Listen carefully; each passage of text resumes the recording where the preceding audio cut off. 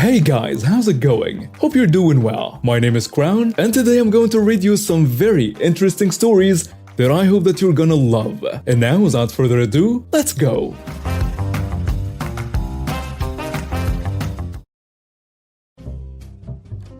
Background. About 20 years ago, I worked for a company that made software for banks and credit unions. Two smaller regional banks merged and we were called in to upgrade all the branches for the same version of software and to point the network to the new consolidated bank. This happens after hours so as to not interfere with day-to-day operations. The whole process took several hours on site at each branch, so we were sure we would have plenty of time to roll things back if anything went wrong.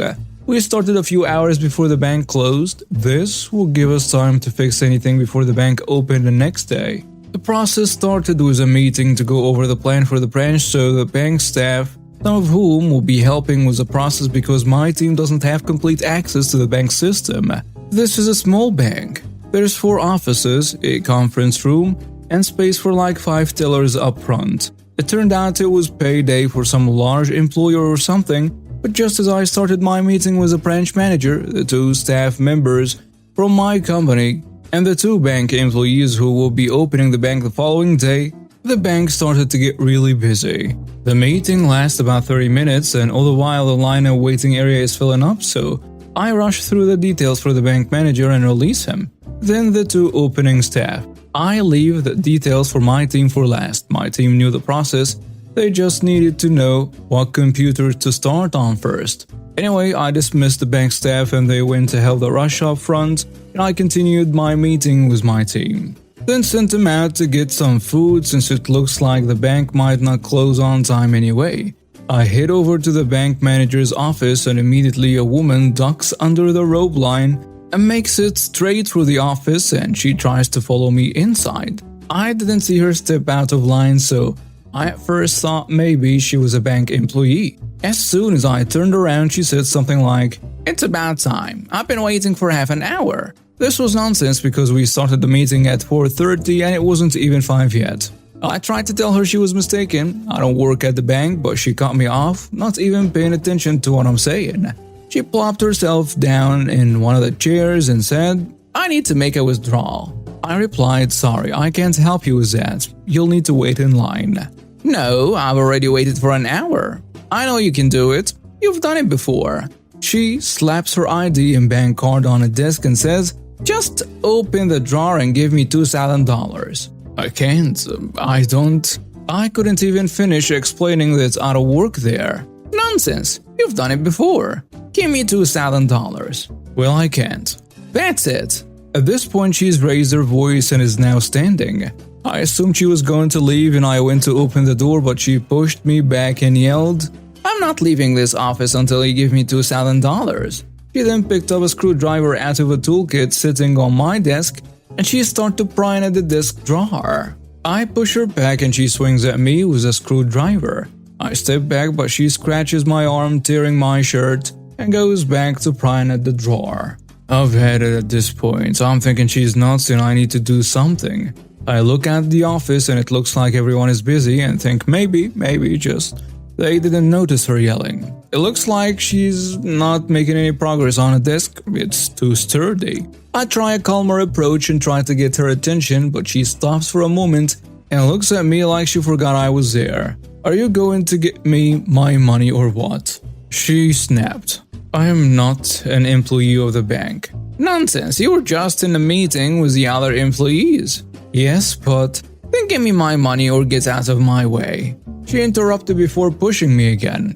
I finally had it. I looked at the window and it seemed like all the bank employees were calm and quiet. I thought I'll be damned if I'm just going to stand here and watch her rob the bank. She was a big woman, but I played hockey against bigger people, so even if she had a few bounds on me, I was pretty sure I could at least slow her down. I took a step back, brought my shoulder down, then with a step and a short lunge, I kicked her into the brick wall behind her. She smacked her head on the wall and gave a short thwomp as I knocked the wind out of her, and then she collapsed to the floor unconscious. I watched her suspiciously for a moment, thinking that was easier than I thought. Why didn't I do that earlier? Then I thought maybe I hurt her, so I knelt down to check on her. She was breathing. I shouldn't move her. The screwdriver flew across the office, so I just stepped over her and walked out into the bank. About that time, I heard sirens, lots of them, and a short while later, some police came into the bank. Having just assaulted a woman, leaving her unconscious, I put my hands up. The police walked over, looked at me, then walked into the office. I turned around and the bank staff were pointing at the office where I just left.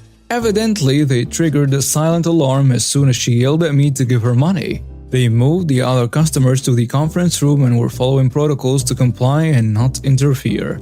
The end result was she woke up to being handcuffed. She was seen by an EMT briefly before being arrested for armed robbery, kidnapping, and assault. The screwdriver from the toolkit was taken as evidence and we teased my tech for the next few years. You get your screwdriver back yet? She came in for $2,000 and left with $510. She spent 4 years in prison and, as an assault victim in that state, they notified me when she got out. Hey everyone, I'll keep this short and to the point. You don't need a full description of my job because it's complicated, so just know that I need to dress formally and be professional at all times. For that reason, I always get my clothes tailored so I can look put together, especially since my field is dominated by men. So I need to look presentable to be taken seriously. Anyways, to the main event. I was at the tailor shop I always frequent, waiting for my appointment. I had just left work and was in a full suit, so I looked nothing like people who worked at the shop, who wore a dress shirt and pants with a tie that had the shop's logo. As I was sitting, checking a PowerPoint presentation on my iPad, I heard, "Excuse me." I looked at the woman who just entered the shop and she didn't look like your typical Karen. She was young, in her 20s, with blonde hair, blue eyes. I was dressed pretty nicely. I responded to her, "Are you talking to me?" "Yes, I want to start my appointment right now. I can't wait. Come on, make it work." I gave her a genuinely confused look and said, "I don't work here. I'm waiting for my appointment as well. I don't care if it's your day off. I need this dress altered because I have a wedding tomorrow." "Well, I can't help you. Look for an employee." "Okay, I'll look for an employee." "Alright, in fact, I am getting the manager." She starts screaming for the manager at the top of her lungs. The receptionist came back from I don't know where and quickly tried to contain the woman and get her to lower her voice, but she was having none of it. I kinda excluded myself from the scene by staying quiet and looking at my phone because I had a long day at work and just couldn't be bothered by a dumb brat like her. I saw the client before me leave and started to move to go into the office where my usual tailor works. And that's when that witch went full-on Karen and lunged for me and a bag in my hand. Before me or the employees could stop her, she took out my $1,000 blouse and ripped it apart with all her might. She raised her hand to slap me, but I have cat-like reflexes and stopped her hand mid-air and pulled her hair to make her drop my things. She kept screaming that I assaulted her, and that's when the manager showed up. I learned later on that the receptionist already paged the manager to get security. Two big men appeared with the manager who apologized and asked me if I wanted to call the police and get my justice.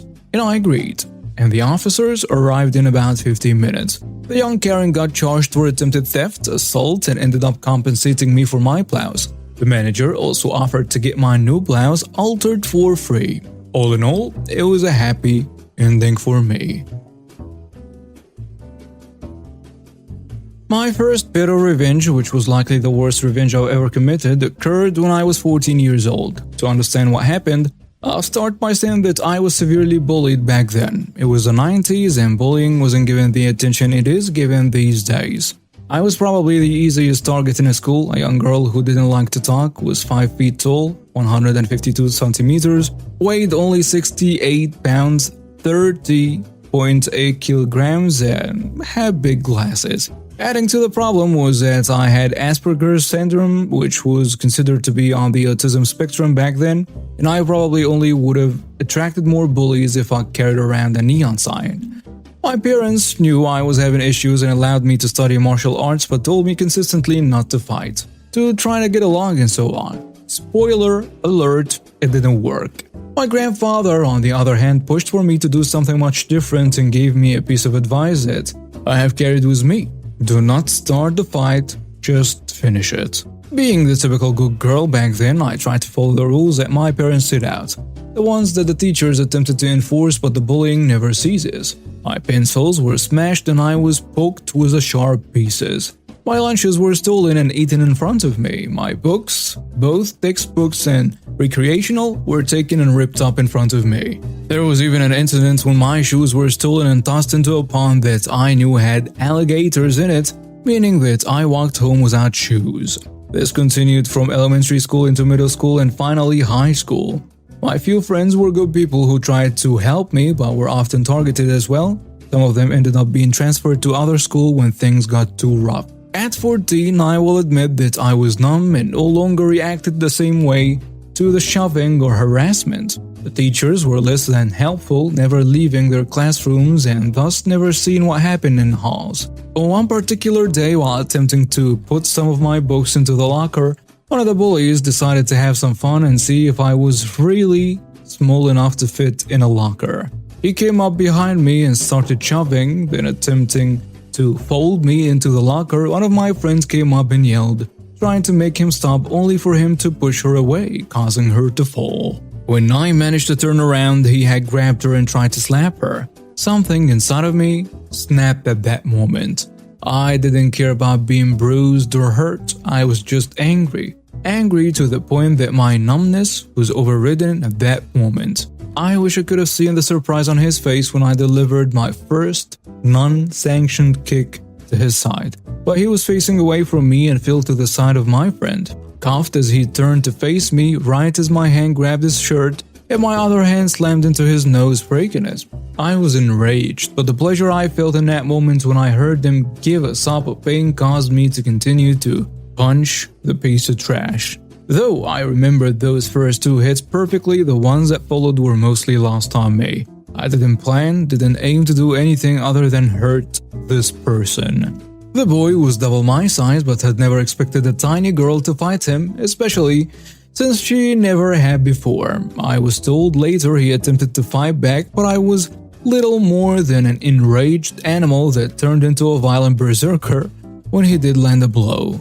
The high school we were at was a multi-level school and our fight took us near a stairwell. My mind cleared in that second, but the anger was still there as I came to a decision. I was going to kill this jerk. On his next attempt to punch me, I moved in sharply and drove my elbow into his side, knocking out his press, then shoved him hard.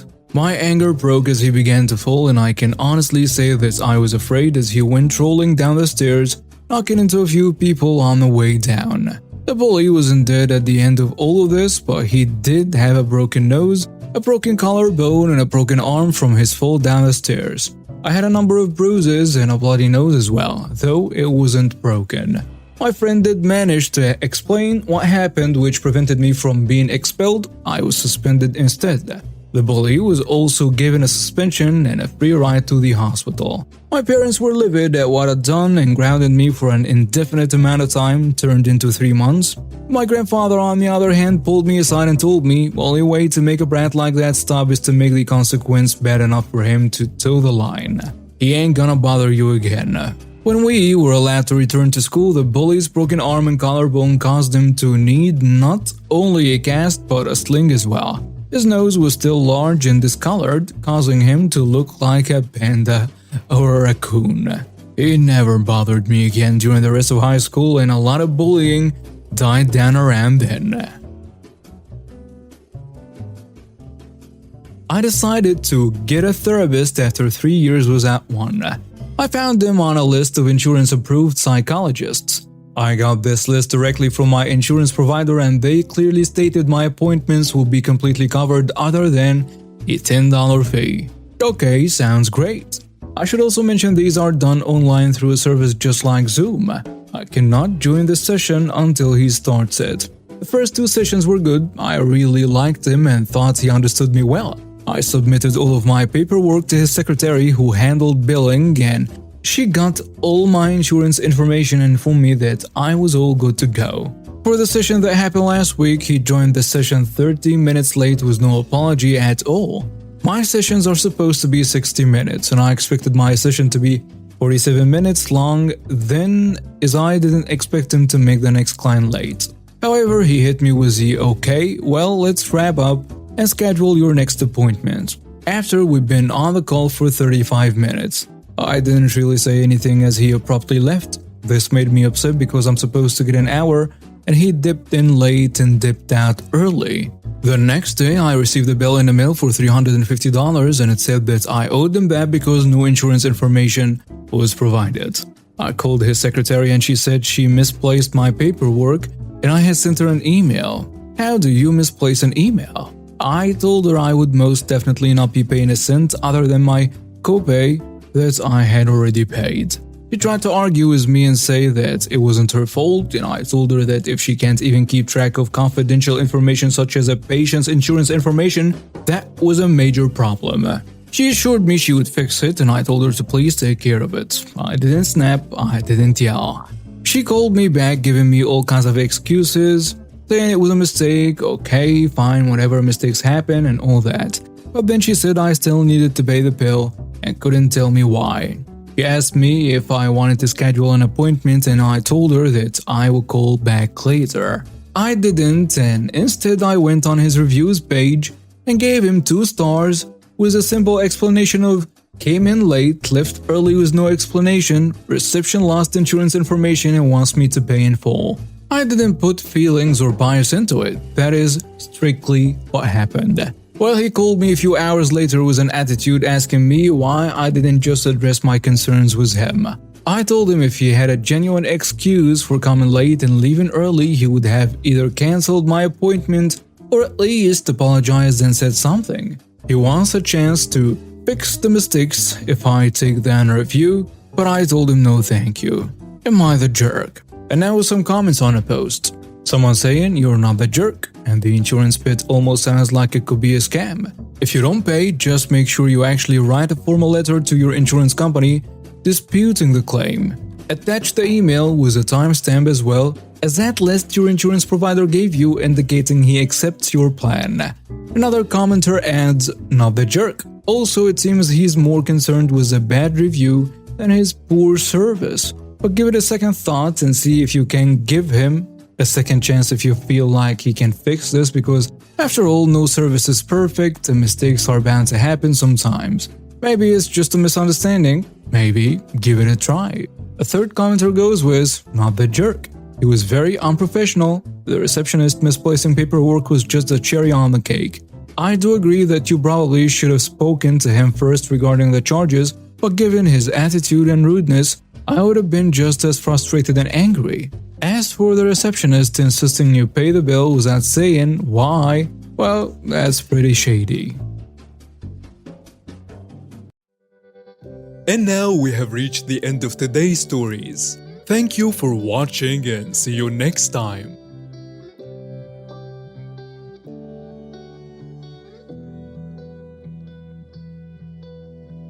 Hola, suscríbete a Historias Vitales para no perderte nuevas historias. Mi esposa había estado trabajando en su proyecto especial durante 4 meses ahora. No era su proyecto personal, pero ella era la persona principal y responsable de su éxito. El proyecto estaba diseñado para salvar a su empresa, Bixler Enterprises. Los últimos 4 meses habían sido difíciles porque se vio obligada a trabajar duro. Era importante tanto para ella como para la empresa. Había una buena posibilidad de que Bixler Enterprises quebrara si el proyecto no se completaba. Sara tenía una licenciatura de Albrecht y un MBA de Wharton. Era la más inteligente de la familia. Yo empecé a trabajar como mecánico de autos justo después de la secundaria y después de 21 años seguía siendo mecánico de autos. No me importaba porque me gustaba el trabajo y pagaba bien. Era suficiente para pagar la universidad de Sara y criar a 2 hijos. No vivíamos lujosamente, pero estábamos bien. Los niños ya se habían mudado, y las cosas iban bastante bien con nuestros ingresos. Sara quedó embarazada 3 meses después de casarnos a la edad de 18 años. Durante los primeros años de nuestro matrimonio, vivimos con mis padres. Ellos tenían una gran casa vacía ya que 4 de mis hermanos se habían mudado. Eso significaba que teníamos una niñera mientras Sara completaba sus primeros años de universidad. Debido a 2 embarazos, la carrera de 4 años le llevó 6 años completarla. Fue difícil, pero lo logró. Siempre tuve trabajo y nunca me faltó trabajo extra si lo necesitaba. Después de que Sara se graduó de Wharton, alquilamos nuestro propio lugar. Tuvo ofertas de trabajo de varias empresas grandes, pero todas requerían que nos mudáramos. A mí no me importaba, pero Sara quería quedarse cerca de casa. Por eso decidió trabajar en Bixler Enterprises. Pagaba bien, pero lo más importante, le daba responsabilidad y la oportunidad de avanzar. Sara era una empleada trabajadora y dedicada. La presentación es el jueves en el Hotel Thyssen en Filadelfia. Tomé unos días libres en el trabajo para ayudarla según fuera necesario. Al final, todo lo que logré fue hacerle algo de comer cuando llegaba a casa. No sabía nada sobre su trabajo, ni tampoco quería saber. Los negocios corporativos de alto nivel me aburrían. Empresarios de Europa, Asia y América del Sur venían aquí, la empresa pagaba sus boletos de avión y proporcionaba habitaciones en el Hotel Thyssen mientras estaban aquí. Era caro como el infierno, y por algunas cosas que Sara había dicho, la empresa estaba sobreestimando sus finanzas. Su presentación era importante para ella, para la empresa y para más de 200 empleados. Hasta el martes por la noche, todo iba bien. Sara llegó a casa con un traje nuevo, un traje gris con una blusa blanca. Desplegó todo lo que necesitaba en la cama de la habitación de invitados. Cuando se trataba de la limpieza de la casa, ella era normal, pero cuando se trataba del trabajo, era meticulosa. No entendía por qué necesitaba sacar su ropa interior de lujo, pero no dije nada. Además de su traje para la presentación, tenía varios vestidos de cóctel lindos para eventos sociales antes y después del evento. Siempre había evitado tales eventos, pero me sentía obligado a ir con ella si ella quería que lo hiciera. Me agradeció la oferta, pero dijo que no era necesario. Todos los materiales y equipos que necesitaba estaban guardados ordenadamente en el maletero de su Volvo. Antes de salir del trabajo, ella misma conducía el coche para asegurarse de que todo estuviera en perfectas condiciones. Tenía todo el día miércoles para prepararse y toda la noche del miércoles para socializar con sus invitados. Sara era tan buena en lo que hacía que sentía que habría sido mejor si simplemente me hubiera mantenido alejado de ella. Finalmente, había terminado. Lo había revisado y vuelto a revisar todo. Todo lo que necesitaba ahora era una ducha caliente y una buena noche de sueño. Supongo que mi error fue que empecé a revisar sus cosas después de que Sara comenzara a ducharse. Pensé que estaba ayudando, pero resultó ser lo contrario. Estaba moviendo cosas en la cama cuando un pequeño sobre blanco cayó del bolsillo lateral de su bolso de maquillaje. Una carta de una farmacia, pero no del tipo que solemos usar. Dentro había 10 pastillas. No tenía idea de qué era, Pren, y las instrucciones eran confusas. Si es necesario, tomar una pastilla y luego una segunda pastilla 12 horas después.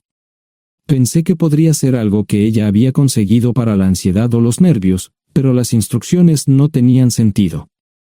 La receta estaba escrita a su nombre el lunes. Volví a poner el sobre en su lugar mientras ella terminaba de ducharse. Decidí que quería saber más sobre Pren antes de contarle sobre ello. Por supuesto, si lo mencionaba, significaría que estaba revisando sus cosas. Odio los dilemas. Mientras Sara se preparaba para dormir, fui a nuestro ordenador doméstico y busqué. 10 minutos después, me uní a mi esposa bajo las sábanas. Pasé toda la noche despierto, preguntándome por qué mi esposa había recogido una receta para la píldora del día después, especialmente después de que me hicieran una vasectomía hace 10 años. A la mañana siguiente, me levanté temprano, pero no estaba descansado. Di un largo paseo, esperando que despejara mi mente. Me dirigí hacia casa con reticencia, temiendo lo que podría hacer o decir cuando llegara allí. Mi hijo Joe se unió a la Marina después de la escuela secundaria y estaba en su primer año en San Diego. Nuestra hija Gloria se casó con su amor de la infancia el año pasado y acababa de mudarse a Dallas. Eso dejaba solo a Sara y a mí. Echaba de menos a los niños, pero esperaba envejecer con mi esposa. Ella era la única mujer que me había interesado, y ahora todo estaba. Si Sara estaba teniendo una aventura, lo ocultaba bien. Por supuesto, nunca la vigilé. Nunca miré sus correos electrónicos o llamadas telefónicas. No tenía razones para hacerlo. No tenía forma de saber qué estaba haciendo en el trabajo o después del trabajo. Confiaba en ella completamente. Ion, ¿dónde demonios has estado? ¿Quieres huevos o algo? No, solo café. No me sentía con muchas ganas de hablar. ¿Qué pasa, cariño? Solo son 3 días. Puedes venir si quieres, pero te aburrirás como una ostra. No, realmente no quiero ir, pero odio dejarte sola. Me preocupo cuando no estás aquí. Es muy dulce, querido, pero estará bien. No voy a salir del hotel en todo este tiempo. Pasaré la mayor parte del día asegurándome de que la sala de conferencias esté lista, y esta noche tendré una agradable charla con nuestros posibles clientes. Mañana, probablemente ni siquiera tendré la oportunidad de ir al baño. Llegaré a casa lo más temprano posible el viernes, te prometo un gran fin de semana si sabes a lo que me refiero. Todo eso suena bien, pero no puedes culparme por preocuparme. Soy un mecánico de autos, y tengo una esposa hermosa y exitosa. A veces tengo la sensación de que estás menos interesada en mejorar nuestra situación familiar que en avanzar en tu carrera. Detente, maldita sea, Ion. Siempre he respetado lo que haces para ganarte la vida y nunca he insinuado lo contrario. Criaste a 2 grandes niños y me pusiste a través de la universidad. Eres un gran esposo, un gran padre y un buen proveedor, y nunca olvides eso. Terminé mi café mientras ella recogía la mesa. ¿Quieres que te llame? No, no es una buena idea. Tendré el móvil apagado, y voy a apagar el teléfono de la habitación por la noche para poder dormir. Te llamaré siempre que pueda. La ayudé a cargar el coche, era tan meticulosa con eso como con todo lo demás. Trabajando, le llevaría 3 horas llegar al Hotel Lysen. Me quedé en el porche y la vi marcharse. No me molesté en preguntarle por las pastillas. Pasé el resto de la mañana en el porche. No recuerdo haberme preocupado tanto como ahora. Me sentía pequeño e insignificante. Me sentía fuera de mi liga. Era un tipo de pueblo con un trabajo mediocre y una esposa exitosa. Era una combinación equivocada. Debería haberlo notado antes. Me sentía estúpido. El mejor traje que tenía era una chaqueta azul y un par de pantalones. Al menos tenía algunas corbatas, aunque tenían 10 años de antigüedad. Acababa de terminar de vestirme cuando sonó el teléfono fijo. Oye, cariño, solo quería avisarte de que llegué bien. ¿Tuviste un buen viaje? Supongo que el tráfico no estaba demasiado denso. Estuvo bien. Te llamaré esta noche. Ahora tengo que irme. Estoy en la habitación 714, Sara. Puedo estar en casa de mis padres o en la de mis hermanos esta noche si quieres llamarme a mi móvil. De acuerdo. Suena el teléfono móvil. Te quiero, tengo que irme. Me tomé mi tiempo para llegar a Filadelfia. No fui directo al Lysen, primero me detuve y compré un filete con queso. Prometí hacer una larga noche. No estaba seguro de qué iba a hacer. Estacioné en el garaje del hotel y simplemente esperé. Tarde o temprano, tenía que entrar en el hotel.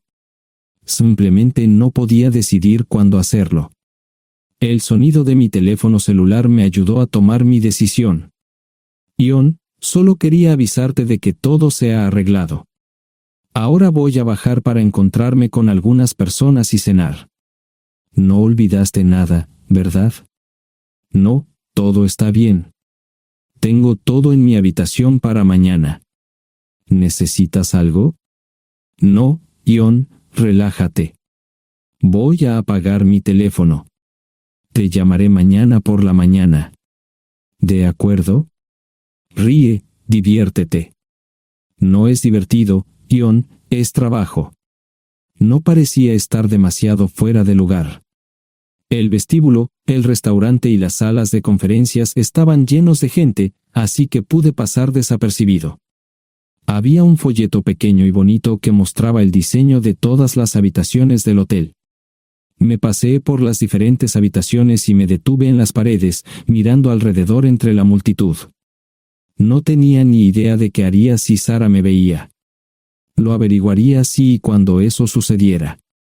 Encontré un tablero de eventos que enumeraba todas las habitaciones que estaban siendo utilizadas por los diversos grupos. Bixler Enterprises no tenía habitaciones disponibles para el miércoles por la noche. Esto me pareció interesante. Sara había dicho que no iba a salir del hotel, pero ahora no estaba tan seguro de eso. Había 3 comedores, familiar, informal y de alta cocina.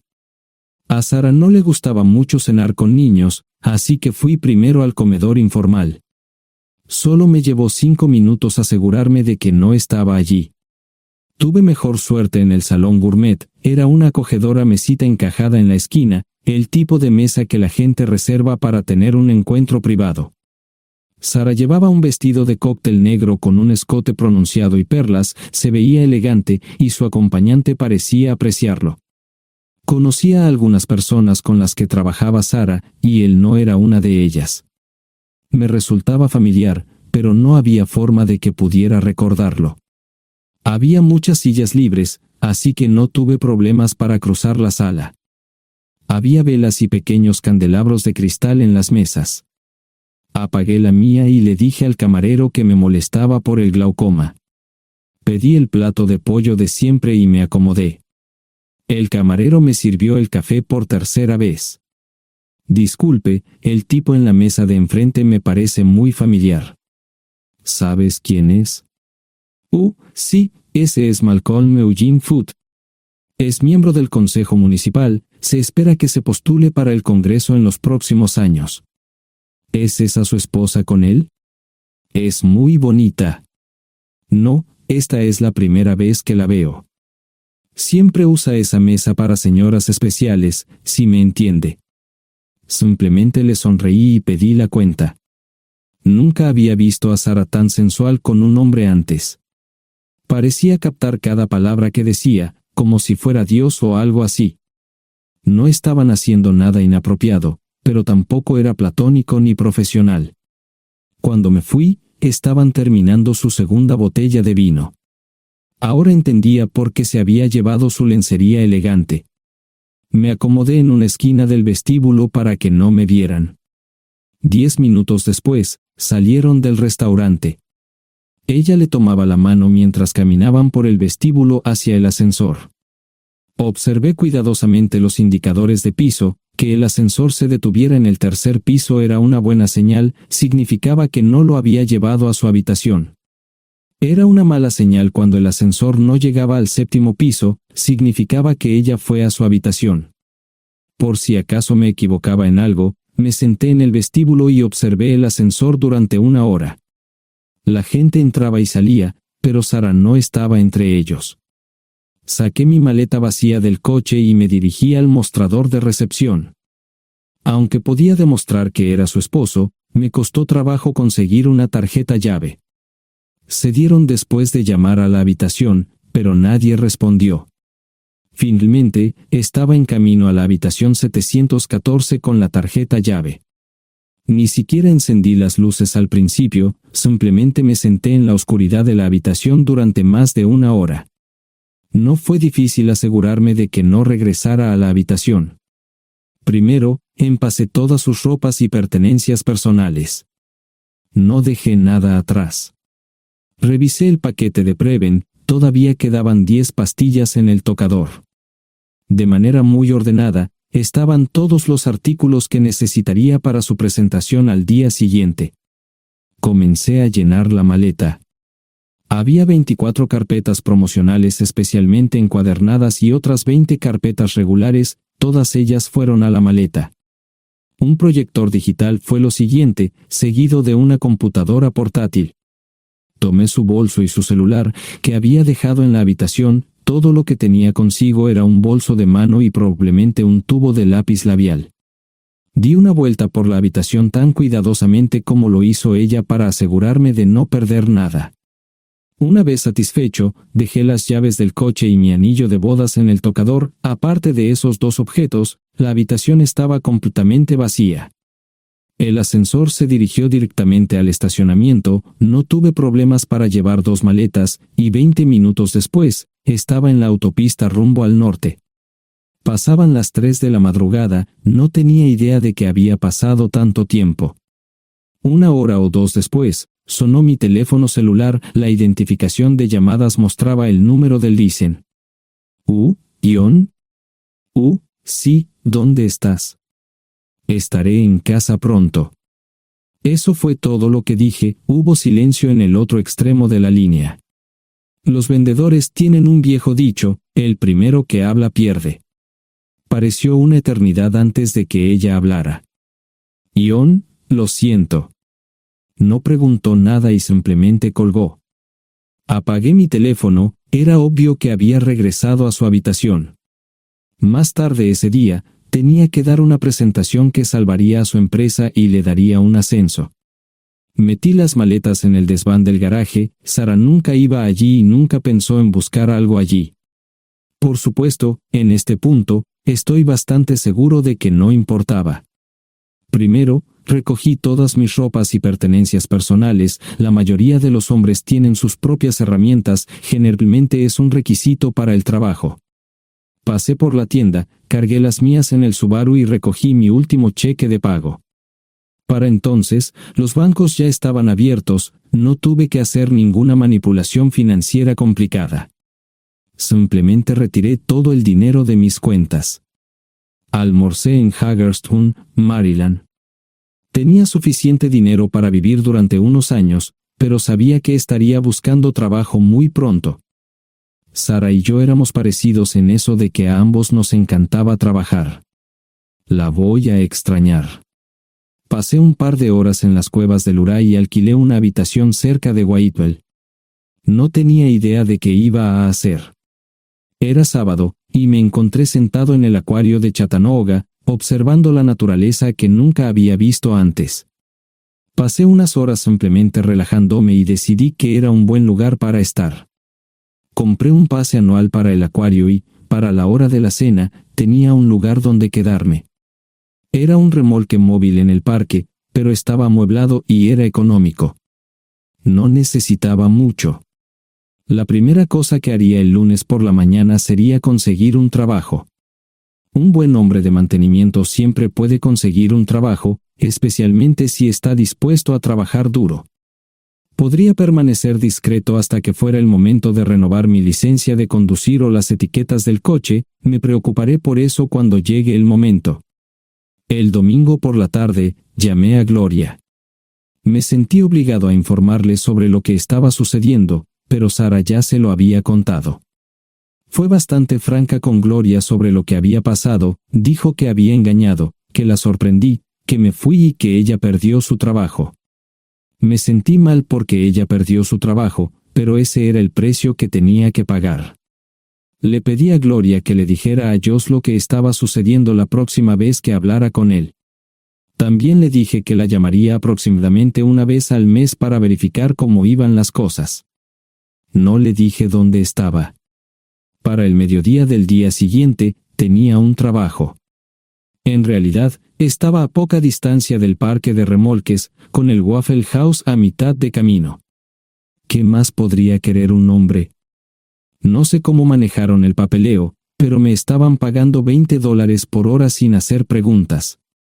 Estaba feliz, y ellos también.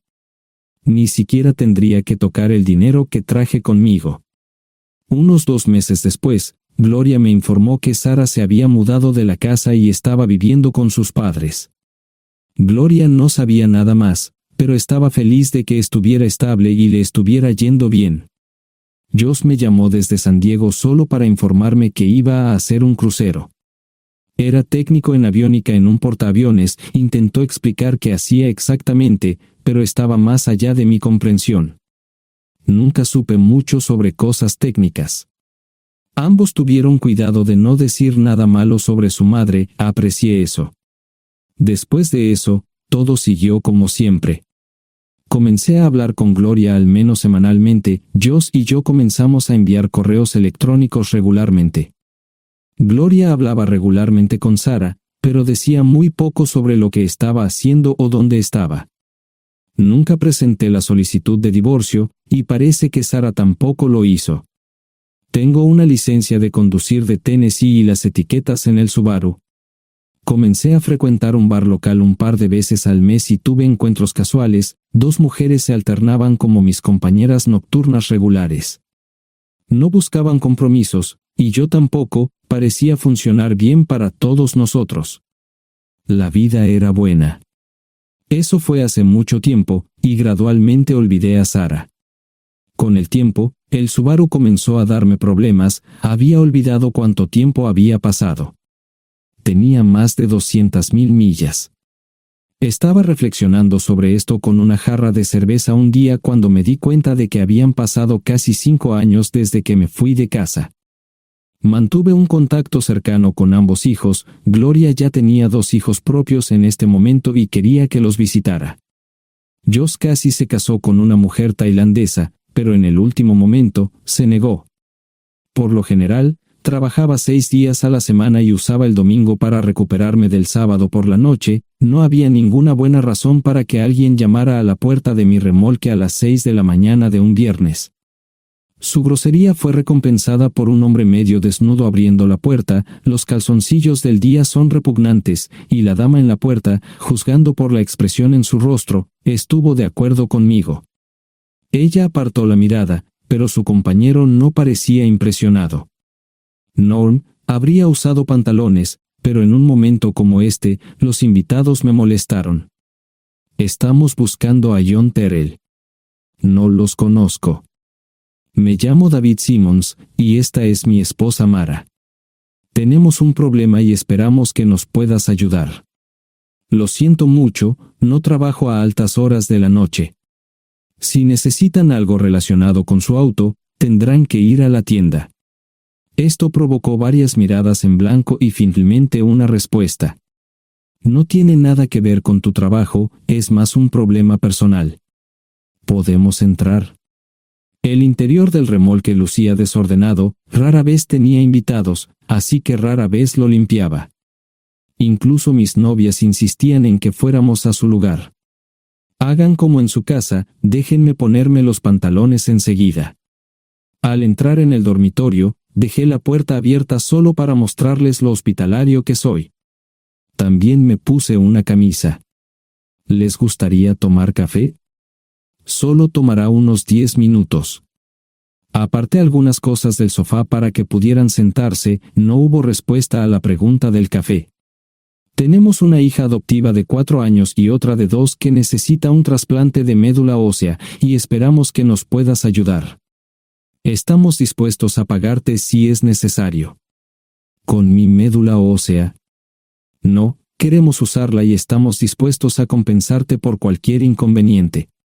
Creo que quieren comprarla. Estaba actuando como un listillo, y de repente me di cuenta de ello. Estas personas eran serias, tenían un problema real y estaban buscando ayuda. Lo siento mucho, no quise interrumpir. Por favor, continúen. Nuestra mejor oportunidad de encontrar un donante es un familiar cercano. Eres nuestra mejor esperanza. Mira esto. No quiero ser un grosero, pero creo que se equivocaron de persona. ¿Cuándo nació su hija? Cumplirá 5 años en julio. Marche Simmons habló por primera vez, y sonó sincera. Odio ser el portador de malas noticias, pero me hice una vasectomía hace 15 años. No hay forma de que pueda ser su padre. ¿Por qué tu nombre estaba en el certificado de nacimiento? No puedo responder eso, tal vez deberían preguntarle a su madre. Esa afirmación fue recibida con silencio. Sentí pena por estas personas, pero no sabía cómo ayudarles.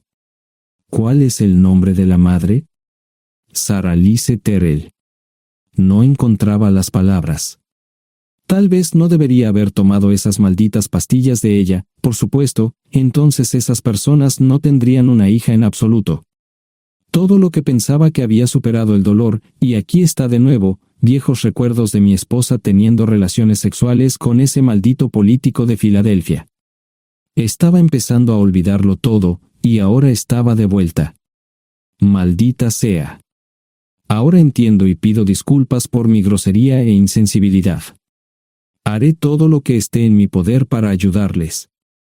En primer lugar, porque no puede Sara hacerse un trasplante de médula ósea. Médicamente, no puede. ¿Por qué no? Es madre, tiene que ser una donante adecuada. O, ella es una donante adecuada, pero está demasiado enferma. Los médicos se negaron siquiera a considerar utilizarla. ¿Enferma de qué?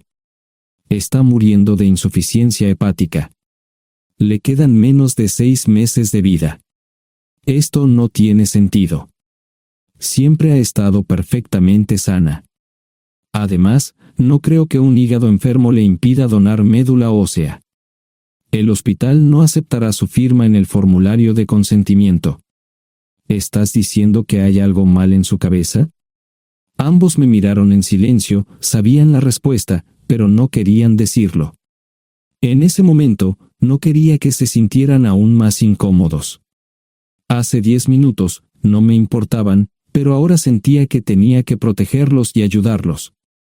¿Cómo sucedió esto? ¿Podría alguno de mis hijos ayudar? Quizás, pero pensamos que eras nuestra mejor esperanza. ¿Por qué no van tras su padre, su verdadero padre? Pensamos que eras tú. No tenemos ni idea de quién más podría ser. Sara no nos dijo nada sobre otro posible padre.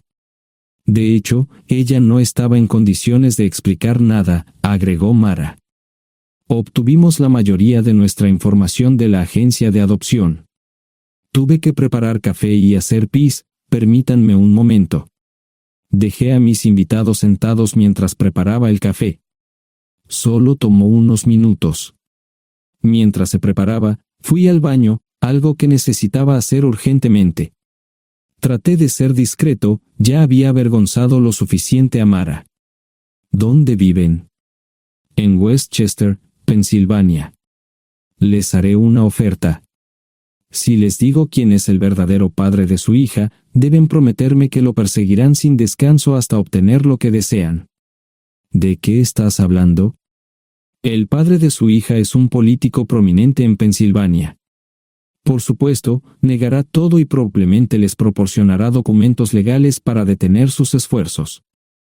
Si acuerdan presionar lo suficiente para que él admita que la niña es suya, podrán avergonzarlo y obligarlo a hacerse un trasplante de médula ósea. Eso es lo que quieren, ¿verdad?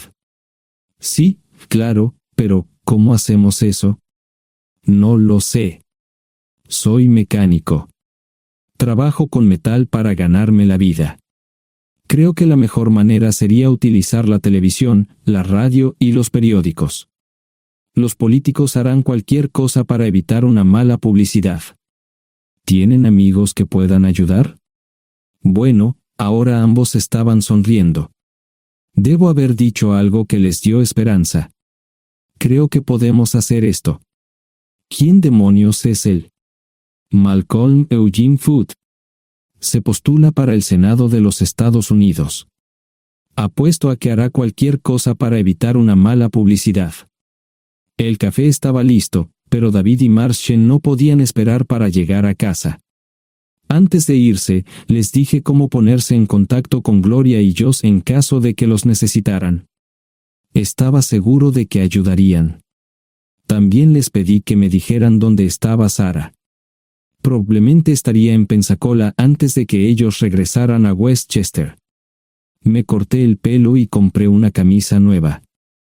Sara era una tramposa que arruinó mi vida, pero aún así quería lucir bien cuando la viera. Era otro remolque, pero esta vez era un bonito doble nuevo. Allí estaba su Volvo con una llanta desinflada y un parabrisas roto. La mujer que abrió la puerta no era Sara, parecía que la habían empapado fuerte y la habían dejado empapada.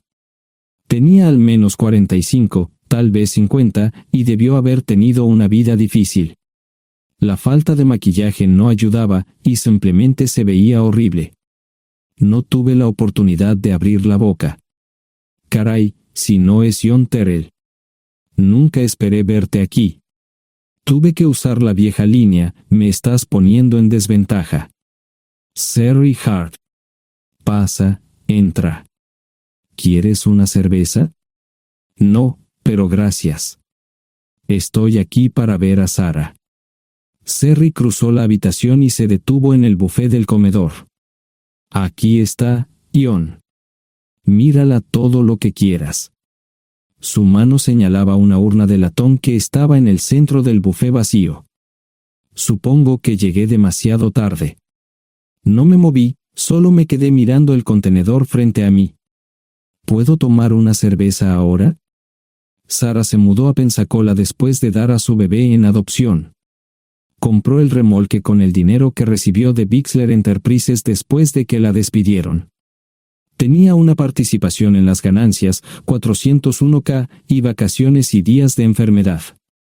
Eventualmente, consiguió un trabajo en una fábrica local de prendas de vestir donde trabajaba en el departamento de envíos. Allí fue donde conoció a Serry. Serry alquilaba una habitación de Sara. Cada centavo que Sara ganaba iba para el alcohol.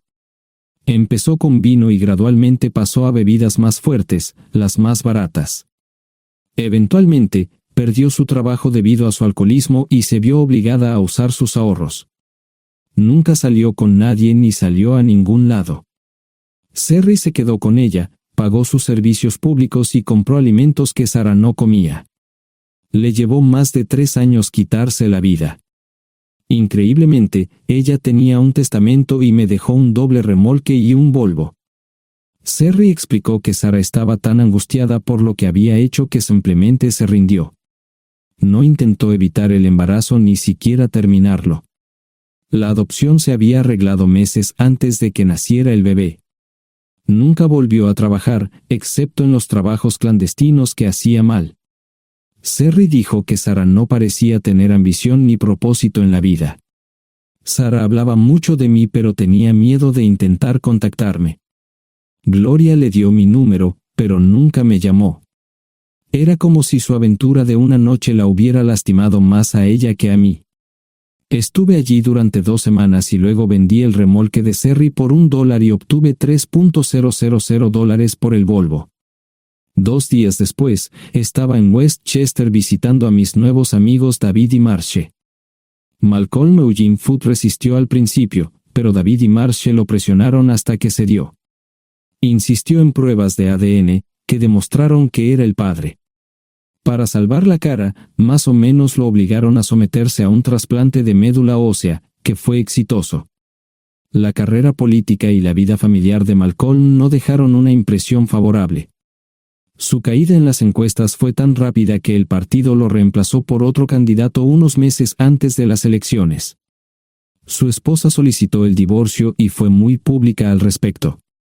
Sara y yo estamos viajando ahora a Dallas para ver a Gloria y a mis nietos. No sé cuánto tiempo mantendré a Sara conmigo, probablemente hasta que tenga a alguien.